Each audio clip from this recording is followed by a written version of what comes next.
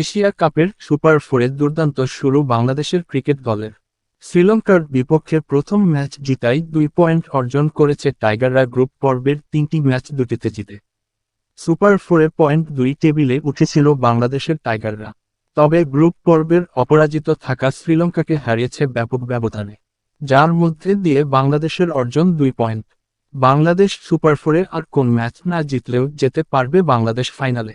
এক্ষেত্রে তবে দুটি সমীকরণ রয়েছে। তার প্রথমটি হল ভারতের হাতে বাকি থাকা 2 ম্যাচই জিততে হবে ভারতের, ফাইনালে উঠতে হবে ভারতকে। দ্বিতীয় সমীকরণটি হল শ্রীলঙ্কার সাথে হারতে হবে পাকিস্তানকে। শ্রীলঙ্কা যদি পাকিস্তানকে হারায় তাহলে লাভবান হবে বাংলাদেশ। ভারতের 3 ম্যাচের 3টাতেই জিততে হবে, তাহলে তারা ফাইনাল হবে। যেহেতু লিগ পয়েন্টে বাংলাদেশ এখনও এগিয়ে আছে, সে বাংলাদেশের সবচেয়ে বেশি, তখন লড়াইটা হবে বাংলাদেশ এবং শ্রীলঙ্কার মাঝে। পাকিস্তান যদি শ্রীলঙ্কার কাছে পরাজিত হয় তাহলে সুপার ফোর থেকে বাদ পড়বে তারা।